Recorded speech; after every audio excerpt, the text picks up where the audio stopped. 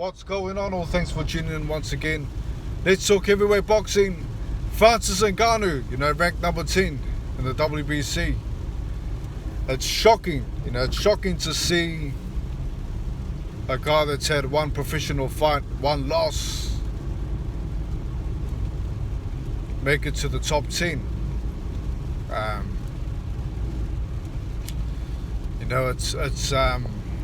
It's really the wrong thing to do, in my opinion. I mean, sure, I know he's fighting guys like Fury, he's fighting guys like Joshua. But these fights are in order. These fights are fights that Fury and Joshua are choosing. They're choosing to fight Francis Ngannou because of the money. It's plain and simple. They want a big paycheck, so they're fighting somebody with a big name instead of fighting guys that are ranked in the top 5. Guys like Frank Sanchez, guys that hasn't had an opportunity. Now all of a sudden, Francis Ngannou gets put into the top 10. And not only that, he's fighting Anthony Joshua in another major fight, which should be a 12-rounder. It should be a 12-rounder, yet he decides for it to be a 10-round fight. Anthony Joshua agrees to the terms, and Francis Ngannou wins again. He gets a top 10 position, and if he performs well, who knows? He may go up again in the rankings. And it's very disappointing to see, the landscape of the heavyweight division. We have Tyson Fury delaying the undisputed fight twice. Being careless, really. That cut was obviously caused from him. Fighting a fight that shouldn't have been, that risk shouldn't have been taken of him, sparring like that deep inside the pocket. I believe he got Albert in the eye. Beforehand, he delayed it because of the Francis Ngannou fight, a fight that shouldn't have happened, a fight that should have been an exhibition. Now we have Joshua fighting Ngannou, where, let's just be perfectly honest, he should be fighting Zhang or even Parker.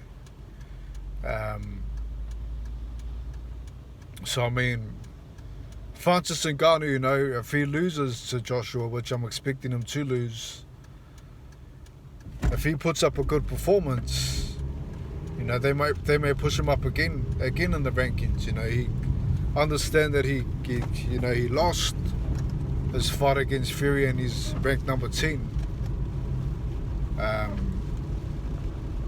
which I haven't seen happen. And my years watching boxing, I've never seen a guy have one professional fight and then get into a top 10 position to fight another guy as a main event challenger, which could potentially push him up to third or fourth place, in the WBC rankings if he performs.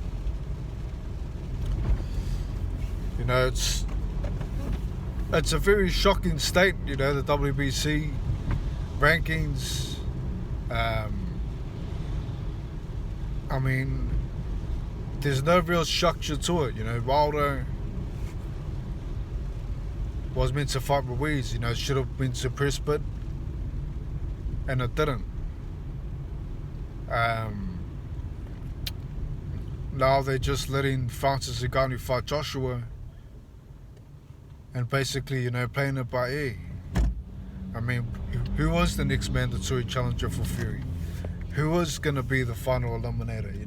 Andy Ruiz fought Ortiz, and one of the final eliminators, he beat him, and his name's not even mentioned in the mix. When is his next fight? In my opinion, they should have Andy Ruiz against Frank Sanchez for the final eliminator when it gets a title shot. Not this Francis Ngannou second professional fight in the top 10, but potentially if he performs or if he wins, somehow he gets, a shot at the title. That was the discussion. When it gets a shot at the title, thankfully, the fight was delayed with Fury, because at the end of the day, Filip Hrgovic's next to none for a title shot, Zhilei Zhang's straight after that. The WBC are basically making up their own rules, making up their own ranking system, and allowing guys with a professional record of 0-1 to be ranked number 10. I strongly disagree with this. I strongly disagree with a top 10 fighter challenging a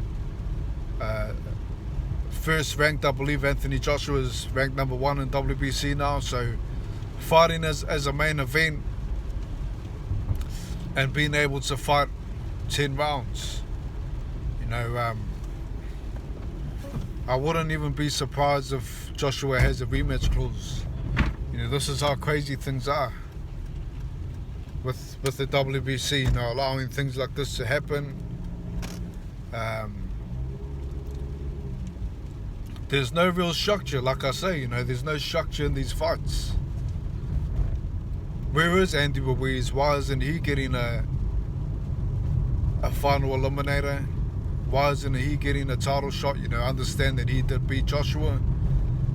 Maybe he should be fighting Joshua for the trilogy as a final eliminator. I just don't understand what's going on here. Please, leave your take in the comments. Let me know what you know, because to me it seems very confusing.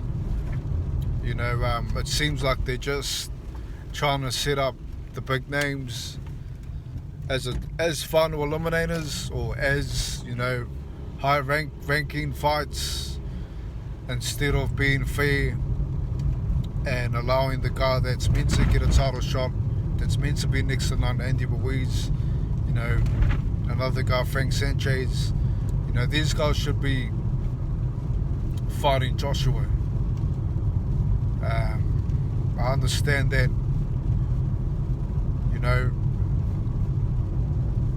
Filip Hrgovic's, like I said, is next to none for a title shot, and believe it or not, Francis Ngannou was one place underneath him. So that's in the WBC rankings, but I'm just saying, in general, Hrgovic, undefeated, right next to none with the IBF, I believe. Okay, so he's also ranked in the WBC, and believe it or not, a guy with 0-1 is ranked straight underneath him.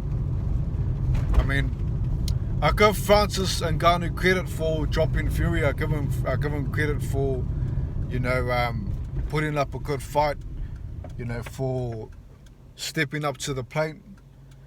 But at the end of the day, that should have been an exhibition.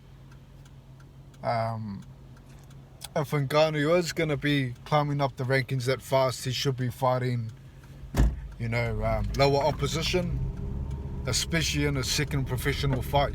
They shouldn't allow him to jump up the rankings that fast. You've got to play fair here, and this is very unfair to everyone else. So, sure, Fury gave Ngannou a shot, but at the end of the day, that should have been an exhibition, because that is his first fight, and it should have been a 12-rounder. And with Joshua, this shouldn't be a top 10 guy versus a number 1 guy, in a 10-round fight. It just doesn't add up to me at all. But let me know your take anyway. I was just surprised at the rankings. I'm surprised at the way the WBC is working at the moment. Hopefully things change. Look forward to the comments. I'll catch you next time. Have a great day. Peace. And talk soon. Have a good one. Peace.